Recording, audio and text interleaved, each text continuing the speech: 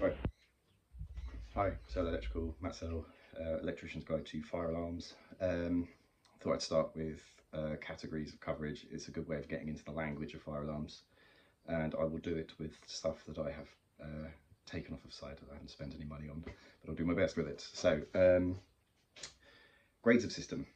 Grade A is you have control and indicating equipment such as a panel, and field devices.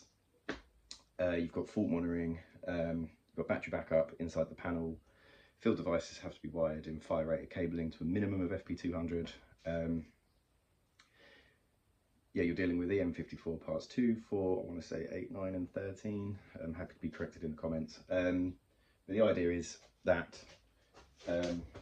should something get removed in the field, the panel tells you. If there's a fault in the system, there's a cabling issue, the panel tells you. So part of your daily checks, you walk in, see the panel, there's a problem, call your engineer, we come out, charge you £1,000,000, sort it out. You get conventional, which is detection devices and call points are on their own circuit, sounders are on their own circuit. The zones you wire physically, so once you've wired it, that's how it is. So you've got to know in advance how you're going to do it. You also get 2-wire, which is the same, but your sounders and detection devices can be on the same circuit. This example here, it's a CTEC CFP, not so much cheap and cheerful, but reasonably priced and in good humour. Probably fit a load of these in time. I'm going to be using this as a lot of examples because it's on my wall. You get these in 2-wire, then analog addressable, so you're really dealing with a proper computer at this point. Whereas this is looking at resistances and stuff. Analog addressable is, but it's kind of measuring the fine details of it. To give you a very low explanation of it, when a specification says grade A, could cover any of those. So really you've got to dig into the spec a bit, ask some questions to check that the panel you're providing is providing the functionality that the building and the customer and the end user require. Below that, we're going to look at grade D. You should be familiar with these. ACO, probably market leader. We're going to keep an eye on caveats. I think they're going to clean up a little bit. Grade D, main supply, battery backup. The battery is on the inside, therefore you can wire it in domestic 2.5 6242Y. Wire it with the 3 cores. You've got a link, so they will talk to each other. You can link these with little radio sets. I don't know if I've got one in here at the minute. And that's grade D. You can make grade D into grade C by having some kind of control equipment, such as this. This is probably very low spec grade C, but 7671, you want all of your accessories to be within 450 and 1200. Therefore, if someone specs a grade D, the button that they need to control it, to test it, to reset it is on the ceiling. So if someone specs a grade D, you're probably going to be installing a grade C anyway, you just don't realise it. There are other grades of system, but if anyone asks for them, they don't really exist anyway, or they're being so specific that you are beyond the help of these videos and you're well deep into it. Right. Categories of system. This is your coverage. This is how much of the building is being protected. So if you start with 5839 part 1 2017, that is non-domestic premises, so that is going to be categories L or P, or M. So M is just cool points, probably linked onto a panel such as this, just cool points. They think that the human beings in there have excellent big noses like me. They'll figure out when the fire is, hit a cool point on the way out to tell everyone, and then if the building burns down whilst no one's in it, the insurer doesn't care. L5, very specific system. They only want things in certain areas, and there's a lot of it is variations from the standard. Normally it's you've got some clever clogs that's working off of BS 9999 or 9991. So there won't be sounders going off, but the house lights will come up, and they only want detectors in certain areas because they've got other stuff going off. That's fine.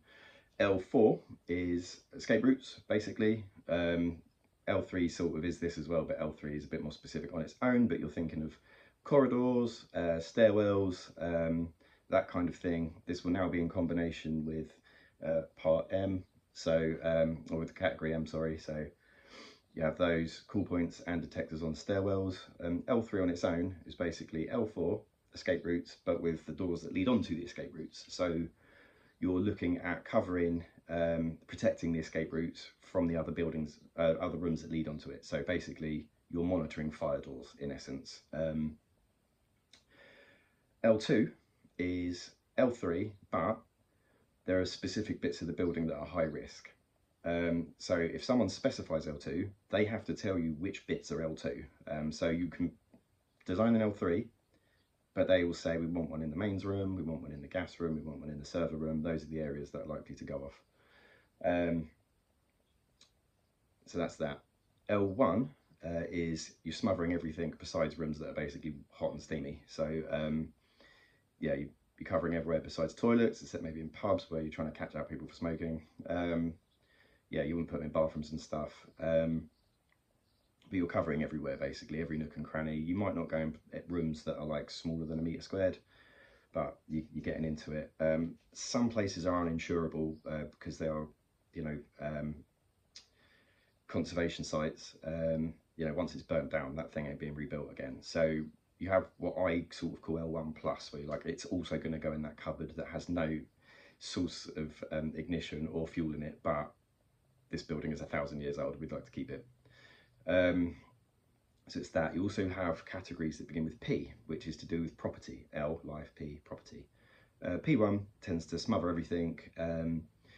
You also, yeah, similarly to L1, only you're looking more at increased standby times. So an L1, you might just have 24 hours of battery backup because someone will be in at some point within 24 hours.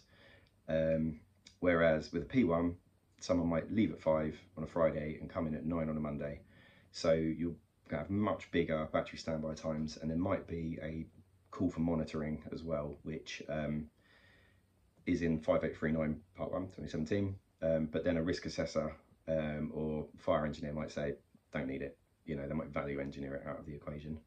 But those are the ones under non-domestic, is just the single letter. In 5839 Part 6, 2019, that is domestic premises.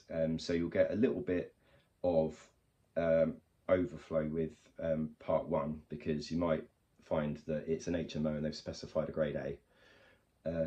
So, you know, a bit back and forth. So that will send you to Part 1 to say, look at the requirements for that. But mostly you're going to be putting in grade D stuff, and it works in a similar fashion.